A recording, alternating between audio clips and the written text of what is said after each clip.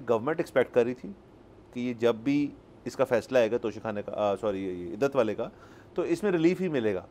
लेकिन राना सनाउल्लाह साहब का बयान जो है वो तमाम मीडिया पे मौजूद है। जब वो एक और निजी चैनल के ऊपर बैठ के उन्होंने कहा, तो वो जो एंकर थे उन्होंने पूछा कि जी अगर फ़र्ज़ करें इसमें इनको रिलीफ मिल जाता है तो फिर क्या करेंगे।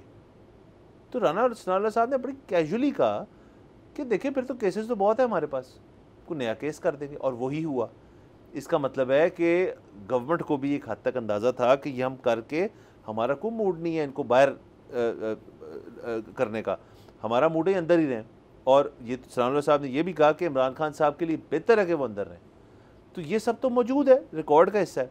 अच्छा, दूसरा सर, आपने इसकी जो कानूनी जो जो जो चीज़ है वो ये है कि हमने इसी शो पे हवाला दिया था रीमा उमर, जो एक बड़ी नामवर वकील है, उनका हवाला। उन्होंने बड़ी अच्छी तरह इसको ना कॉन्टेक्स्ट लगाया इस केस के ऊपर कि ये इद्दत का केस तो है ही नहीं, ये एट बेस्ट एक अनकन्वेंशनल मैरिज जो है उसका केस है। और उसकी अगर कोई सज़ा बनती है, या वैसे तो मेरे ख्याल में उसकी सज़ा भी ऐसा कोई नहीं है, क्योंकि कोई कानूनी हैसियत नहीं है कि यह अनकन्वेंशनल मैरिज है, वो तो कुछ भी हो सकता है।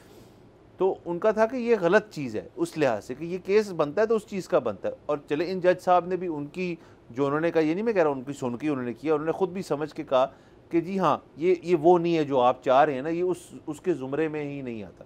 सर बारी आप आ जाएँ सियासी पहलू पे। एक इसमें मैं पहले वो बात कर दूं, और वो ये है कि हम इस वक्त आइसोलेशन में कुछ नहीं होता। ठीक है, पाकिस्तान एक मुल्क है, वो किस जगह का मुल्क है, वो दुनिया का मुल्क है।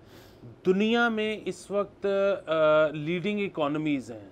पाकिस्तान का सबसे बड़ा मसला इकोनॉमी का है। पाकिस्तान ने उनके साथ ट्रेड करनी है, उनसे एड लेनी है, उनके साथ और किस्म के रवाबित कायम करने हैं।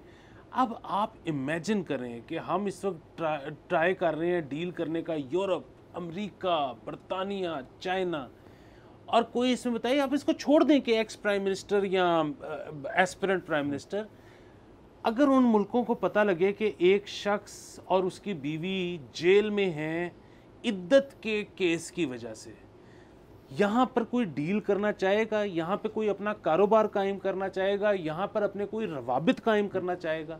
सो अगेन ये इतना सीरियस इशू था। शुक्र है खुदा का कि आज हम इसमें से निकल आए।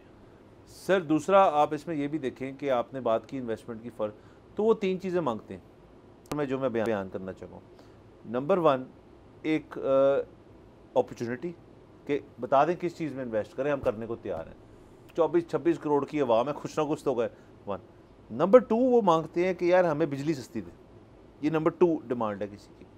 और नंबर 3 है सिक्योरिटी। इसी ऑर्डर में चलता है सर। और कोई अगर आप कह रहे हैं नहीं जी सिक्योरिटी सब्जेक्ट, नहीं, अपॉर्चुनिटी, एनर्जी एंड सिक्योरिटी, ये 3। अब चौथी ऐड कर लें इसमें आज के इस फैसले के बाद, एक सोसाइटल आउटलुक। आपकी जो अवाम है उनकी जो एक सोसाइटी एज अ सोसाइटी वो किस चीज़ के लिए स्टैंड करते हैं। ये केस अगर इनके खिलाफ आ जाता तो फिर तो बड़ा क्लियर था कि ये तो इस चीज़ के लिए स्टैंड करते हैं। और अगर ये अब जैसे अभी हुआ, अब चले ये क्लैरिटी आ गई कि ये इस चीज़ के लिए स्टैंड नहीं करते, तो ये पॉजिटिव ही है उस तरह से जिस तरह आप कह रहे हैं। सब्सक्राइब करें और बेल दबाएं ताकि कोई खबर रह न जाए।